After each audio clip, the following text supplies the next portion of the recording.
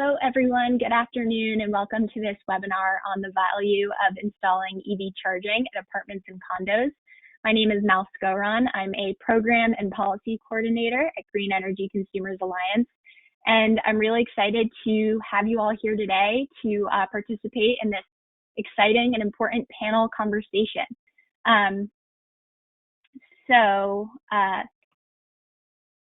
Just as a heads up, we do have over 170 people RSVP'd, which is really exciting. So I'd love to just go over a few webinar logistics before we get started. First, everyone is muted to avoid background noise, but we definitely want you to be able to participate to the fullest extent possible. And the way that you can do that is by submitting questions into the questions box as you think of them. The majority of today's webinar will be a Q&A with our two panelists, Christopher Coy of National Grid and Andrew Clark of Revision Energy. So these are two excellent, well-experienced EV experts that are ready to answer your questions. So please send them along as we go. And then finally, this webinar will be recorded and shared afterwards. So if you'd like to review the information, or if you missed something, or if you'd like to get access to a resource that's mentioned at some point, then all of that information will be shared in just a few days' time. So thank you again for joining us. If you haven't heard of Green Energy Consumers Alliance before, we are a nonprofit organization, and we do most of our work in Massachusetts and Rhode Island. And our mission is to harness the power of energy consumers to speed the transition to a low carbon future. We have started working with electric vehicles in 2016 when we started our Drive Green program. And that program is really meant to address a major barrier for EV adoption, which is upfront cost. We have created a network of dealerships across Massachusetts and Rhode Island that are excited about electric vehicles and have them on the lot. And we pre-negotiate discounts so that people have a better buying experience. But since then, we've also found that just being able to access reliable, trustworthy information can be a major barrier for those who are interested in electric cars. And so we have put a lot of work into putting resources together to make it easy to be able to make the switch to an electric car if you think that that is something that you want to do. So our website is chock full of information to learn about everything from the basics of charging to what vehicle models are available out there to the kind of maintenance that you can expect with an electric car, which, as a spoiler, very little maintenance is required for these vehicles. So you can learn all about that and more at greenenergyconsumers.org/drivegreen. And we've done, dozens of other webinars about charging, just the basics. And so we found that, in our experience talking to electric vehicle owners and potential electric vehicle owners, a major barrier is existing for those who live in apartments and condos. So today's webinar is really meant to get at the question of why should owners and managers of apartments and condos care about installing electric vehicle charging? So I'll present a few slides just about how we know electric cars are coming and some basic ground level information. And then the majority of our time will be spent on Q&A.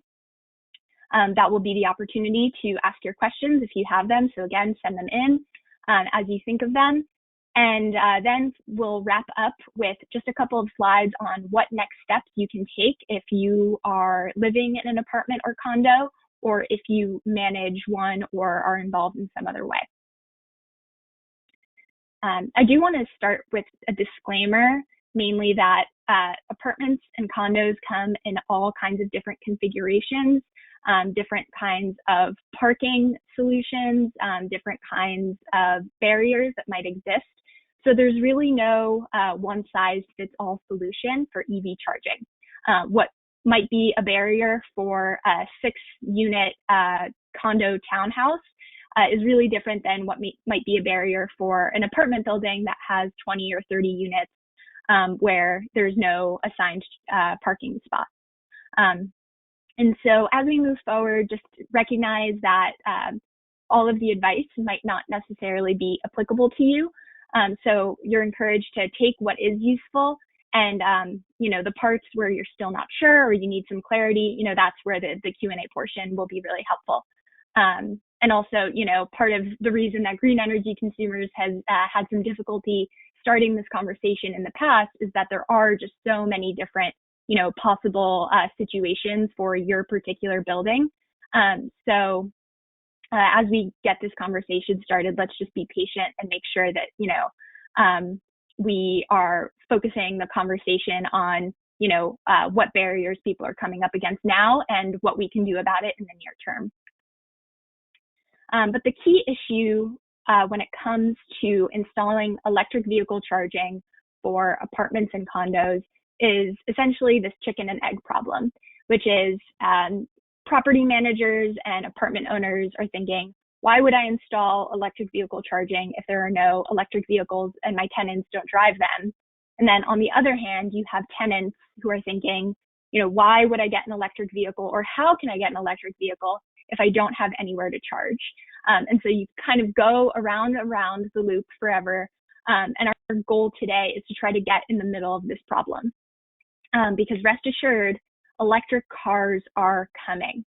You may not see very many on the roads today, but more and more people are choosing an electric vehicle for their next car. The turnover is slow because on average, people buy new cars every 6 to 7 years. And it can be as long as, 20 years in between your next car buying purchase. And so the turnover is happening slowly. But even when you consider that, the expected growth in electric vehicles is massive. So you can see, even with a small percentage of increasing electric car sales every year, you have a lot of cumulative electric cars that end up on the roads. And so more and more property owners and those who live in apartments and condos are going to be coming up against this question of, how do you get an electric car and where can you charge it? There is a wide variety of people that are interested in getting an electric car. As many as 3/4 or nearly 3/4 of drivers are saying that they would consider an electric vehicle for their next car. And we do see a bit of a breakdown by generation. So millennials are most likely to be interested, and then it kind of trickles down the older that people get. Part of this may be that, some older folks may not anticipate needing a new car in the near future.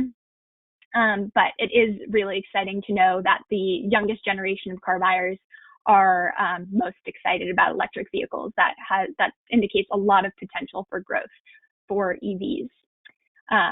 The other key thing to note is that roughly 1/3 of households in Massachusetts and Rhode Island live in homes that have at least 2 units. So that can vary from, the 3 or 4 unit townhouses that are popular, or, the classic New England apartment where it's a 3-level building and each level is a different unit, or it can be, an apartment building with 100 units. There's a wide variety there. But the point is that many people live in these kinds of buildings, and the charging situation can be difficult because if you don't own a single family detached home, you might not have the authority or permission to just go ahead and install charging in your home. And this is a problem because the vast majority of drivers say that they charge their electric vehicle at home always or most of the time. And so in order to encourage people to drive electric vehicles, in order to support people as they make this decision, and as the technology advances and more people are doing this, it'll be important to make sure that households that live in multi-unit multi-unit buildings are able to make that choice. And the key thing that lots of apartment owners and condo associations and anyone who's a stakeholder in this conversation is probably thinking is, why does this matter to me? Why is it my responsibility to install that charging? At least for apartments, the answer is pretty clear. Most people are willing to pay more to live in sustainable communities. EV charging can be an amenity, just like air conditioning or an in-unit washer and dryer. And it's an amenity that more and more people are going to be asking for. And if you live in one of these multi-unit buildings, then it's an amenity that you have the agency to be asking for. So that is a key component of why we see property owners and managers as a key stakeholder in this conversation. But more importantly, as we see more and more people choosing to drive electric cars, property managers and condo associations and building owners that choose to enable EV adoption and get started on this conversation early can continue to attract new tenants and improve the retention of their existing tenants. So as we see more people choosing electric cars, this conversation is going to be more and more relevant. And it's important to get the jump on it now because there are incentives available now. We'll talk a little bit more about this as we get to our Q&A. But if there are incentives available, you can install EV charging at little to no cost. So it's a great opportunity to be able to jump on that funding when it's available. And then finally, electric cars are good for the planet. They're good for our health. They can help clean up the air and generally make communities more livable, breathable, better places to live. So by installing EV charging, it's a great signal to your tenants, the people in your community, that sustainability is a priority for you. And I'll just quickly mention that there are policies coming to support EV charging. The first are what's known as right to charge laws, which prohibit restrictions for installing EV charging for condo owners. So it essentially means that condo owners can't throw up barriers that are difficult to overcome for people that are willing to pay for and install charging for their own units. These kinds of laws have already been enacted in Boston and all across the country. And legislators and advocates in Massachusetts are pursuing statewide laws to make sure that any condo owner who is willing to pay to install charging is able to do so without undue burden. And then the second policy idea that's gaining a lot of traction is minimum EV charging requirements, which would require a minimum percentage of parking spaces for new construction or buildings that are undergoing a significant expansion in the number of charging stations to provide infrastructure for EV charging. Again, this is not super popular and hasn't been enacted in Massachusetts or Rhode Island yet, but Rhode Island did enact legislation in the 2020, or introduced legislation in the 2021 legislative session to get the ball rolling on this. So we're going to be seeing more and more policies to support EV charging. We know that support for EV charging is trickling down from the federal stimulus that's coming. And so it's important to get on the ball now. And so with all that, I'm really excited to introduce our two panelists who are experts in EV charging and have graciously been willing to share their time with us today. So Christopher Coy of National Grid, would you like to introduce yourself? Yeah, good afternoon to everybody. Chris Coy. I help work on National Grid's electric vehicle charging infrastructure programs. That includes some of the charging, or sometimes referred to as make-ready programs. It also includes programs to incentivize what we would call grid-friendly charging. So charging overnight rather than charging maybe at 5 or 6 o'clock when you come home. That is the preferred time right now for when you would charge. And so we do like to offer incentives on programs to help encourage customers to do that. But more to come on that, but it's nice to meet you all. Thanks, Chris. Andrew, go ahead, introduce yourself. Hi, everyone. I'm Andrew Clark. I'm with Revision Energy. I develop EV charging solutions for commercial, municipal, apartment complexes, workplaces, and et cetera in Massachusetts. Prior to joining Revision, I worked for 8 years at Tesla. And so I've been in this EV push for a little while now. But specifically, Revision Energy is a 100% employee-owned clean tech construction company. Beyond EV charging, we've got 300 employee owners who are across Massachusetts, Maine, New Hampshire, and we're all working to sell, design, install, and then maintain heat pumps and, of course, solar. Proud to say that we're ranked #1 in solar in Northern New England and number 10 nationwide. But then what I'm really proud of is last year we were also named one of the greenest contractors.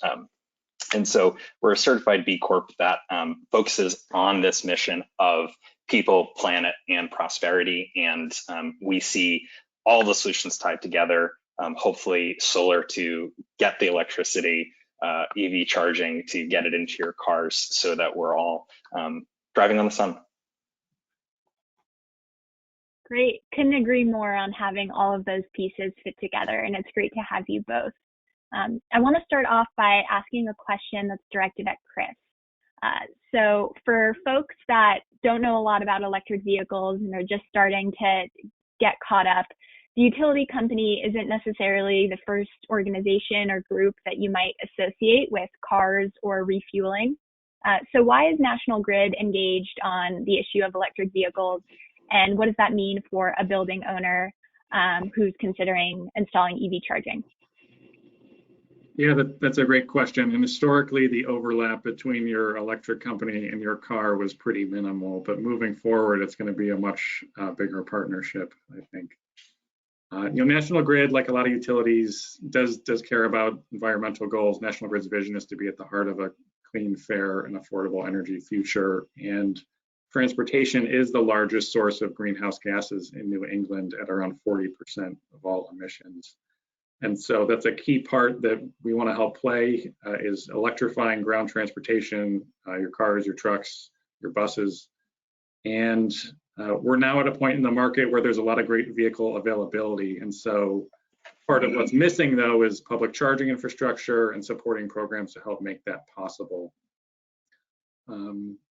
At-home charging, as Mal said, is critically important to making sure that people can realistically own an electric vehicle. You can do it without charging at home. I don't want to downplay that, but it's, the evidence is pretty clear. It's much more convenient. It's much more low cost for you if you're able to take advantage of at-home charging. And so we think we have a really critical role to play in terms of making sure that this transition happens on time, happens quickly, and also happens fairly for all of our customers. We're increasingly offering programs to reduce the cost of installing a charging station, whether it's at an apartment or a condo. It's in public charging, and as well as offering, again, incentives to reduce the cost of charging at grid-friendly times overnight. There are programs in Massachusetts and Rhode Island right now for that. And so all of that is to try and get you in the car that you feel like you can operate safely and drive anywhere, and hopefully charge at the most convenient times for you, the lowest cost times for you, and the best times for us. Great, thank you. Yeah, that's a great overview of the incredible work that National Grid is doing to be a leader on this. Andrew, I'd like to move over to you and ask you, through your work at Revision Energy, what is your role in the EV charging installation process if the utility is in charge of, actually connecting people to the electrical grid? I think at this point, it's probably easiest if I were to break down the installation process into kind of 3 high-level stages. The first is the planning and design stage. That's where that's kind of where I live. The second stage is that permitting and the installation. And then stage 3 is once it's turned on, what's the ongoing maintenance like? What's the ongoing operations? So Revision, as an electrical contractor, assists with stage 1, that planning and design stage. Stage 2 is our bread and butter, of course, because we're a construction company. And then stage 3, we do as needed. Charging vendors typically do stage 1, and then they might contract an electrician or an electrical contractor for the actual installation, because really it's just getting an electrician to go in and do it, and then any of the excavation work. And they'll directly assist with stage 3, that ongoing maintenance. But we do it all in-house, one-stop shop. And personally, I'm in that stage 1, the shepherding through the planning, choosing which options are best, designing the charging solution, because of course, as most of you already know, there are tons of options out there. There are tons of solutions because it's not a one-size-fits-all. Stage 2 is installed by my teammates, final engineering, design, permitting, all of that.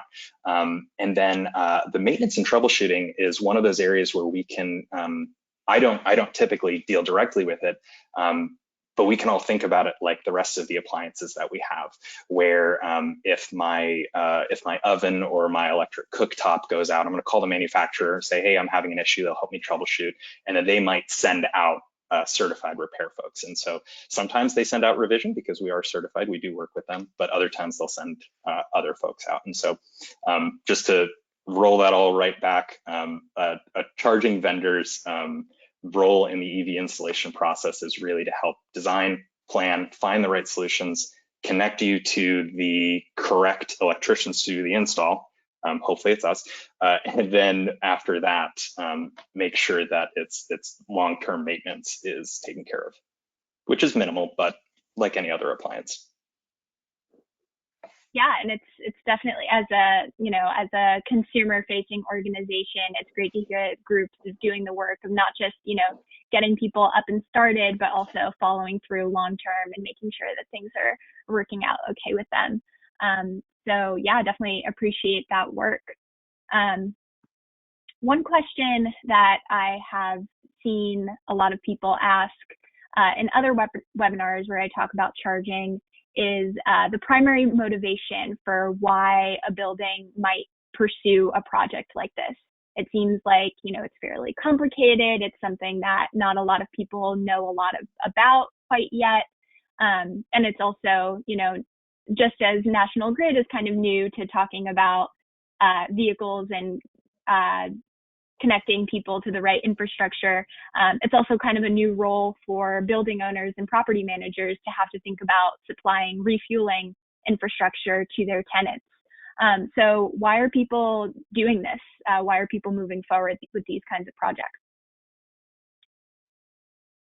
I'm happy to give a first pass, and I think Andrew's got some more to share as well. But a lot of what we see is, property managers or condo boards that are pretty business-minded in a lot of ways. They view this as an investment in their business. They're trying to attract new or different tenants. They see where the technology and the market is headed for transportation, and they want to do something to take advantage of that. Through a lot of the utility programs, National Grid or others, there are, again, pretty significant incentives often available, potentially more if a federal bill passes that energizes a lot of that. But they, being business people, they also see a good deal and acknowledge that they can reduce the cost of this investment by 50%, sometimes 80% or more, depending on the project. And so they see this as where the market is headed, and they realize that there are some time-limited incentives available to dramatically reduce the cost. And so for a lot of folks, I think it's a very business-driven decision. There are others that are very sustainability-driven. They have an interest in going green or going net zero. That's great too.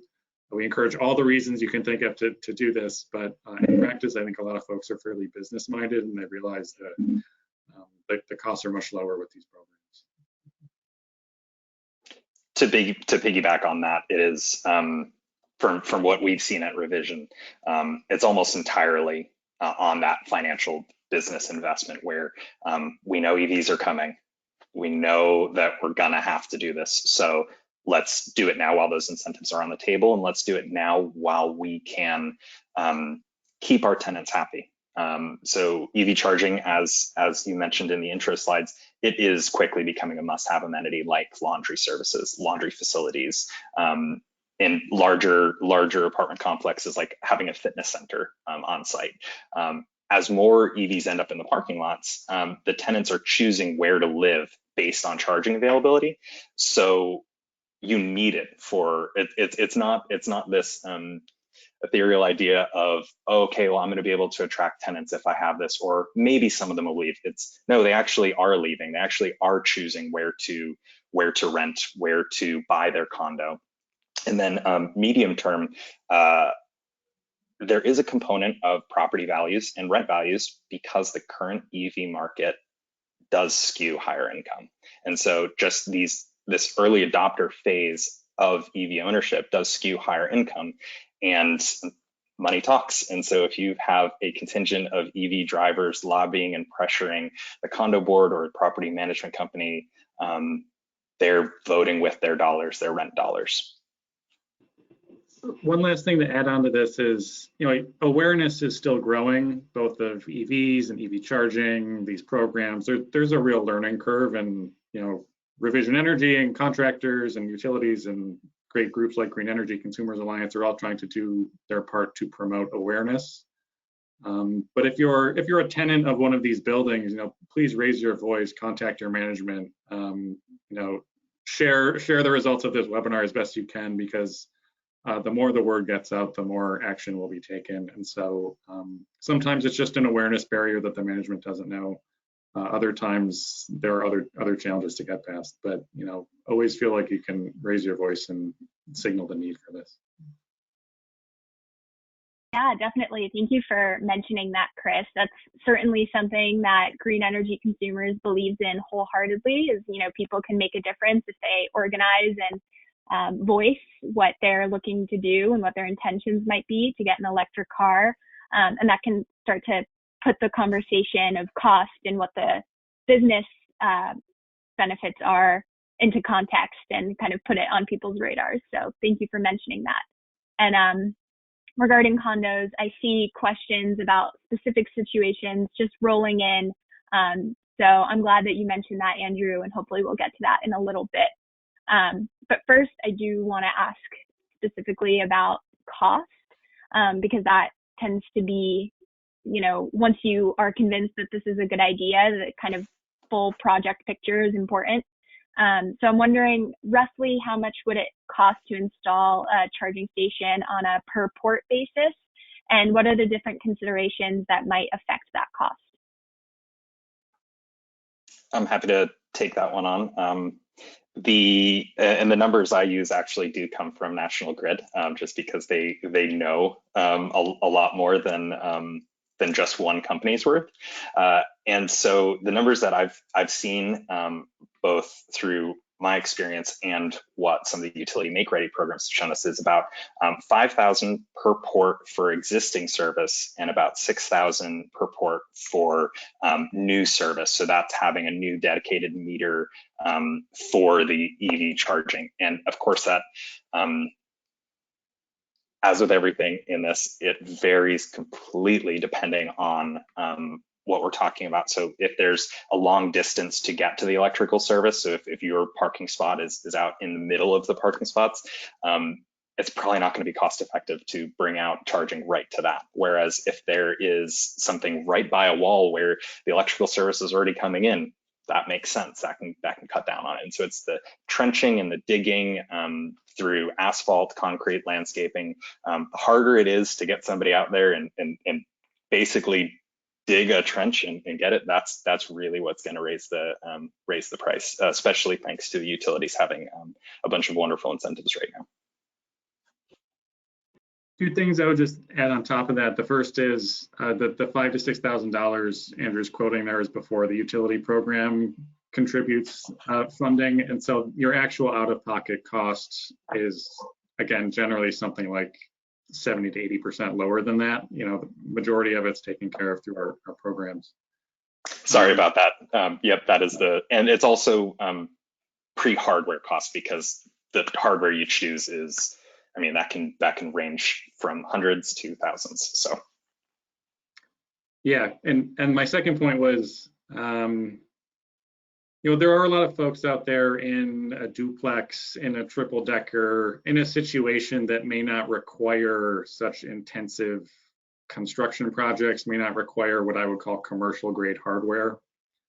Maybe you can get by with the charger provided with your car. Maybe you bought a cheap charger on Amazon that you're just trying to get an outlet for to plug in. Those situations come up, and in some cases that's sufficient. And so those sorts of approaches to installing a charger tend to fall outside of our utility programs. We're not providing support for just installing an outlet next to your vehicle per se, but sometimes that's the cheapest, quickest approach. And so in those cases, you're talking about a much cheaper project. But the bigger the building or the more difficult the installation, the more likely you're going to require what I would call commercial grade hardware, and take advantage of the charging station programs that your utility or your state may be offering. Thank you for adding that nuance. As a follow-up, I kind of want to focus on a segment that is somewhat in between the, triple decker that is just trying to install a charger for personal use, and the apartment building that has a huge lot and is doing a bunch of shared chargers. And in the middle there are condo units where there might be some sort of shared electrical infrastructure, but ultimately each charger is owned and operated by an individual. And so once you get to that kind of in-between stage, questions like, what's the operating costs, who pays for those, what's the maintenance, do we need new meters? All of those questions start to come up. So my question is, how do you start to navigate those questions for someone who is in the middle there? I'm curious to hear what Andrew says on this, but in practice, our program, for example, allows you to just take advantage of your existing electrical meter, existing electrical service. And so to the extent you're just adding a few new appliances, if you will, to your property, that's fine. We let you do that. And the condo or the property association is responsible for setting up some sort of management practice for that. Some of them price the use of the chargers. Some of them do a monthly access fee. You pay $10 a month to use the charger. Some of them charge you, to the penny what the electricity costs.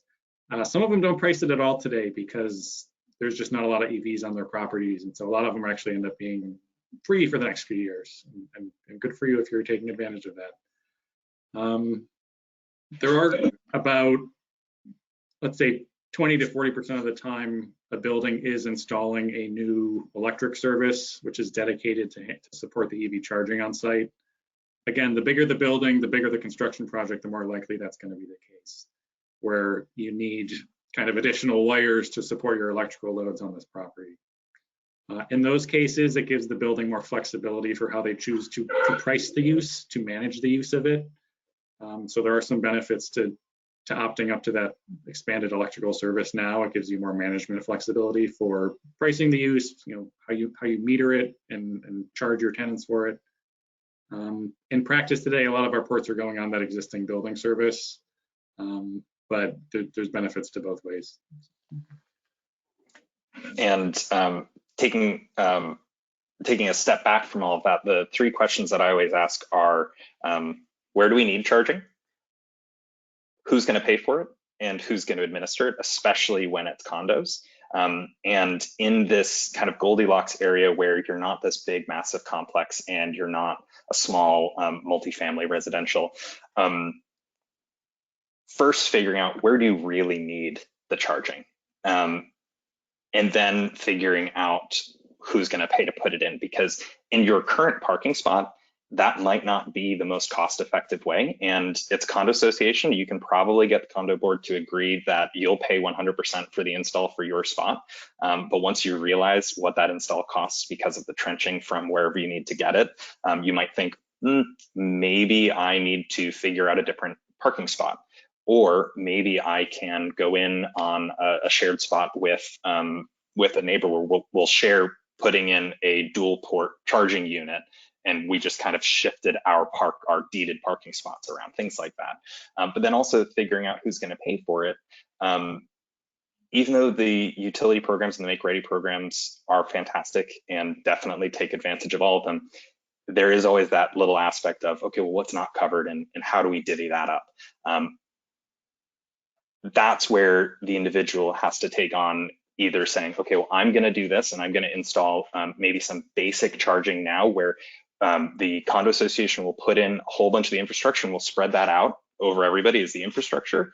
And then the individual will have to pay for putting in the actual hardware unit. So condo association spreads out sharing it all, the wires and things like that, and then the individual pays for those portions. But and then when it cuts down to the administration, the simpler you can keep your install, the simpler the ongoing administration operations costs.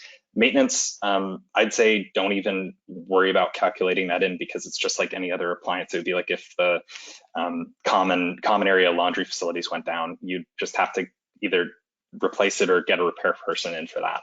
But those ongoing operations, if you're billing for charging, like if the condo association says, okay, we'll put them in the visitor spots and we'll pay for it all, but everyone's going to have to pay to do that individual charging, you do individual billing. That can get expensive because you do have network fees, you have like credit card processing fees, all of those sorts of things. And there's some great networks, but that do an awesome job with the user experience.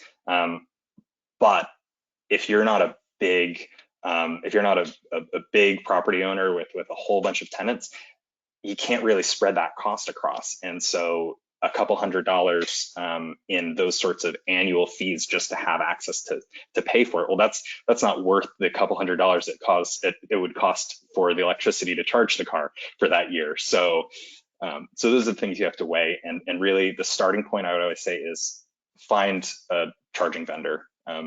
We're out there, and really it's a lot easier to just have a quick 15-minute introductory phone call, try and chat about some solutions, and then go from there. Yeah, that is definitely great advice. I think you did a great job of outlining all of the different options that are available and how,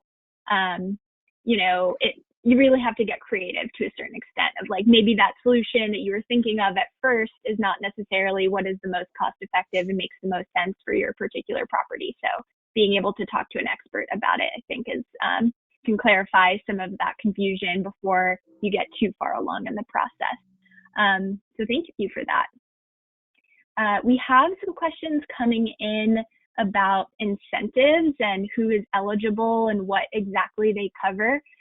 You touched a little bit about this, but if you could just clarify exactly what the incentives that are available now pay for, I think that would help some members of the audience.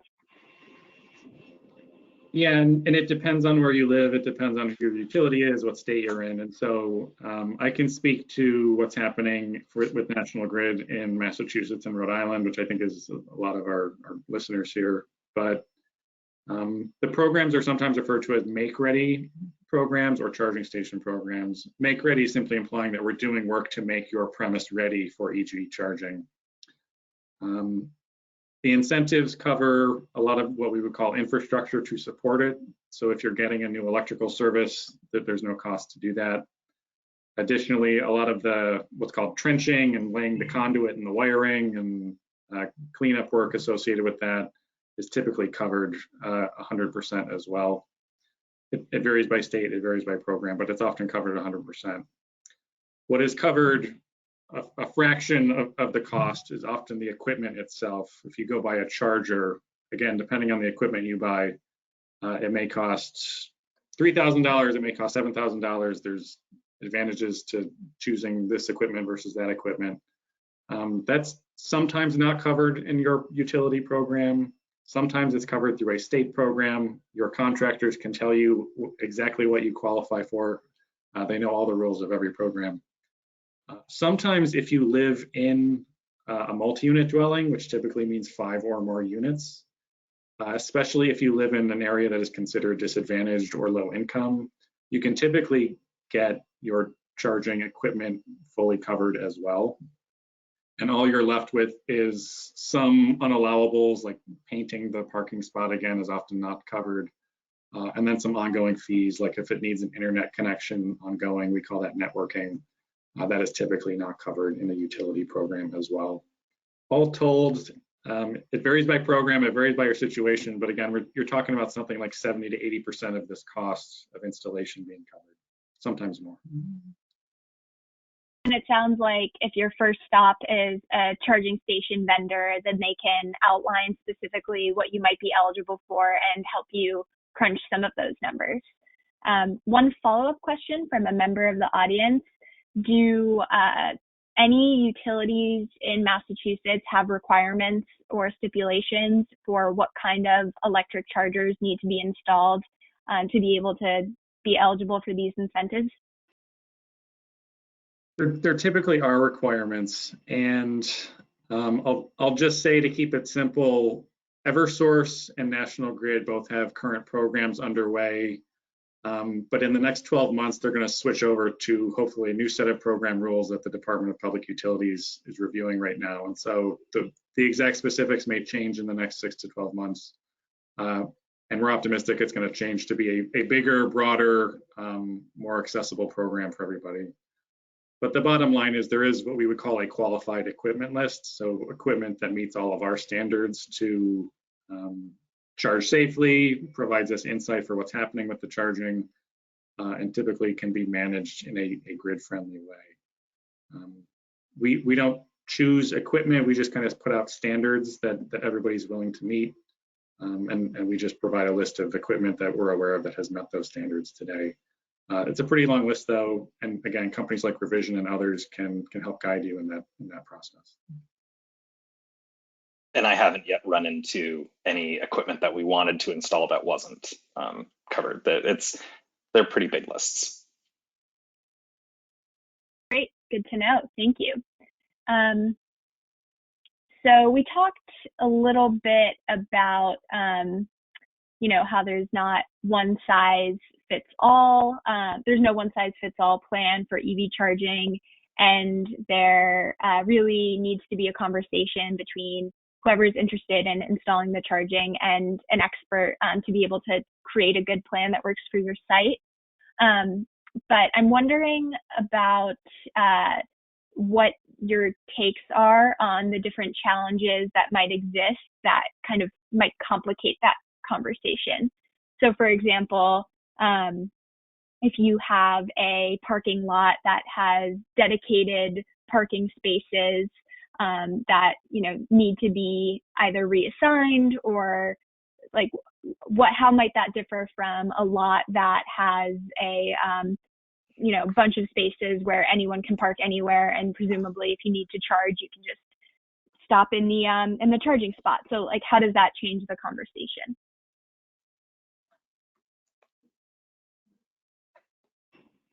I'm happy to take a first crack at that. I think building size does matter, as does your management approach, whether you're a condo or an apartment building, as well as how your parking is managed. Is this assigned parking or deeded parking, or is it kind of shared free-for-all, or just first come, first served parking? All those factors can matter a lot. And I think in practice, again, that there's no one size fits all approach, but I would just encourage folks to think for the long term what makes sense. Doing the simplest 1 or 2 port installation so you can charge 1 or 2 cars may work today, but you may be going down a path that has some bumps in 5 or 10 years when you want to charge 10 or 20 cars.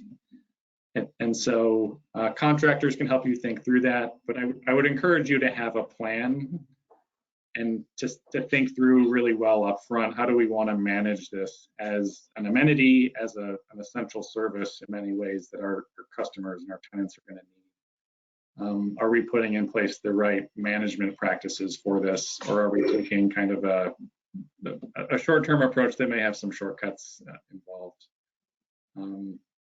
Companies can help you put a plan in place. They can say, if you're a 50-unit building, for instance, here's what your long-term plan looks like, and we recommend the phase 1 approach of installing 6 ports, for instance. You don't have to do it all overnight, but it's good to know where you're headed, especially if you're a larger property or might have some of these more challenging management considerations.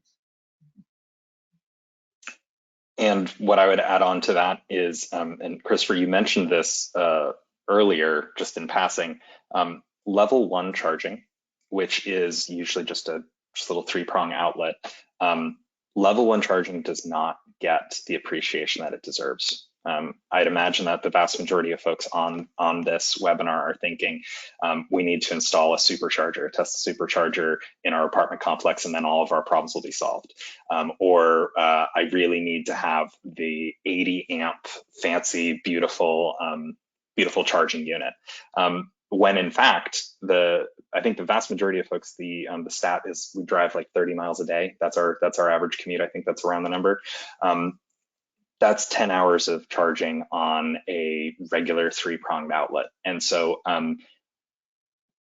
don't doubt level 1 charging. Don't let that get in the way of progress, because if there is an existing house meter with a house panel that's kind of shared for the common area, it might have been developed back when there were not LED lights, and now that there are LED lights, there's a lot less load. Or you might have, one of the clients that I worked with on a condo, they found out that they had switched all of their lights to solar powered exterior parking lot lighting, and so this panel wasn't even being used anymore. So we could max out that 200 amp service with the panel. We could just throw in a whole bunch of kind of normal little 3-prong outlets, get that out there simply, and folks can just plug into that. Maybe raise the rent a little bit, maybe raise the condo association fees a little bit so that you have access to that. I don't know, $30 a month, something like that. The same as if you were to say, well, I have 2 dogs, so okay, it's going to cost me extra to live in this place and have the 2 extra dogs.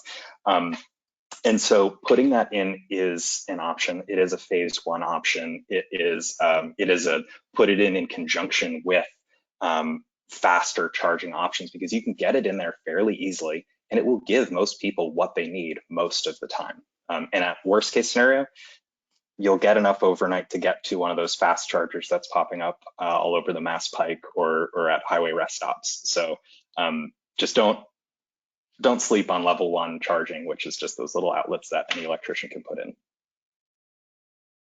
I think I definitely appreciate that advice as someone who drives an EV and has relied mostly on level 1 charging.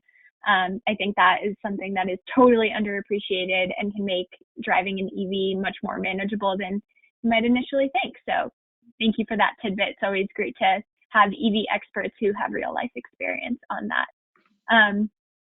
You both have touched on a theme that I've heard a couple of times, specifically about focusing on long-term planning and making sure that whatever solution you choose ages well to be able to keep up with growing demand.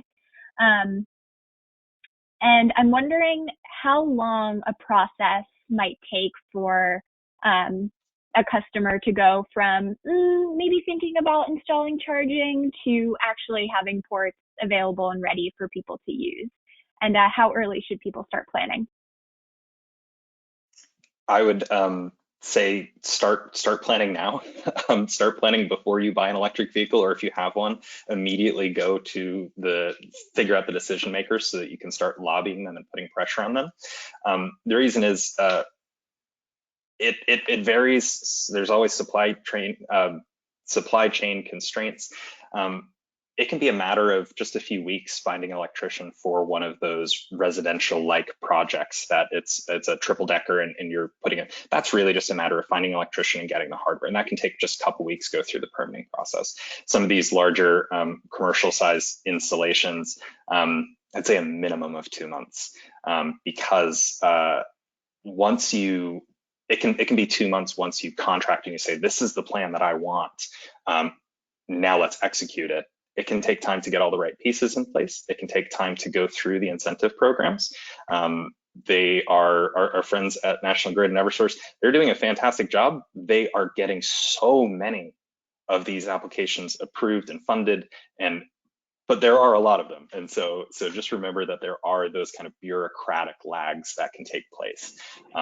I've seen them take a year, but usually that's just because the decision makers are lagging on that original plan and design.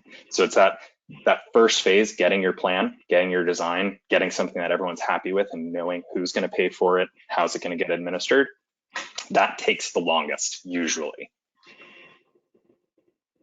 That's a great answer. The only thing I would quickly add is I kind of alluded to the fact that we have what we call simple projects that don't really require new electrical service. Those tend to average 4 to 5 months from beginning to end, from the time you apply to our program to the time you get your final incentive payment.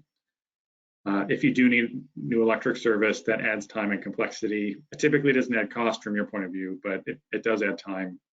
So you're talking closer to something like 9 or 10 months on average. Again, sometimes it's shorter, sometimes it's longer. Thanks. So I've kind of been throwing in questions from the chat as we've been going on, but one common theme or one common story that I keep reading here is folks that live in a set of condos, or they live in a condo and within an association, and they're struggling because maybe they're interested in an electric car, but none of their neighbors are. And so it can be hard to build that willingness to start planning and start putting dollars into this if that's not a decision that people are ready to make quite yet. So to the best of your ability, what would you recommend to folks that are in that situation? Would you like me to take a stab, Christopher? Please go for it.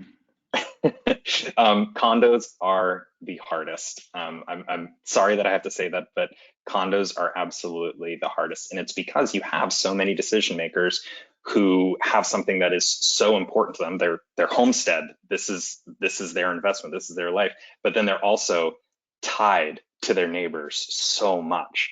And so that makes it really hard unless you have a certain critical mass of folks who are pushing for it. So the first thing that I would do is get the electric car. Very rarely, especially in my experience at Tesla in the early days, 2012, 2013, where there wasn't much charging anywhere, we still found solutions for folks to have an enjoyable experience with their electric car without having charging at home. Now, with the plethora of options out there, get the car. For 90% of the people, get the car. And then once you have the car, you'll notice how quickly your neighbors start getting one too. The number one reason to get an EV is you know somebody who has an EV. And so that helps you just get to that critical mass. That'd be step one, is get the car anyway. Just do it. You're gonna love it. Step two is figure out what it would be to get your own charger installed in your own spot, whether that is coming from your specific dedicated meter or figuring out getting new service into a parking garage that has your deeded spots. Do some of that groundwork, because if you do that groundwork and you start planning it, and we get a plan together and a proposal together that you can then bring to your neighbors, because they are your neighbors at the end of the day. If you have a plan and you've done the homework and you can bring this to your neighbors and you're saying, I'm willing to, because I'm the first one, I'm willing to spend X out of this, or we have these incentives available to us if we all go in on it, as opposed to if I just go in on it. So I'm willing to spend X because I know I'm the first one and I'm the catalyst for this, or I'm not. Let's split this all up between all of us, but at least get a plan together, because nobody's going to agree to something that isn't concrete. Whereas if you give them a concrete plan, it's not just I want charging, it's I want charging. Here are 3 options for how we can do charging as a community. Here's the incentives. That's really how you're going to eventually get somebody to convert to your side once they see your wonderful electric car and they get their own, or they want to get their own. Or so step 1, get the car, so that you at least have some extra pressure on everybody else. And then step 2, figure out a plan, figure out some options. I agree with all that. Maybe the one thing I'd add on top was Mel did mention there are, in some places, a right to charge laws. They don't solve every problem for you, but they may help in a circumstance where you're trying to move the immovable force of someone saying no. Having a plan goes a long way, and I think trying to make your best business case goes a long way. The state of Massachusetts is on the record as saying, and by 2035, 100% of new vehicle sales are supposed to be electric. And so that's not a hypothetical. That's really not that far off. And so to the extent you can leverage state laws like that, whether you're in Massachusetts or elsewhere, that it's coming. So you have to figure out a solution that works for everybody. Definitely. I think having the support of specific plans coming from the state can be helpful. And Andrew definitely really appreciated what you said about EV drivers really being the best advocates for EVs. I can say from my own experience, you know, I drive an EV, and I talked to my parents about how great it was.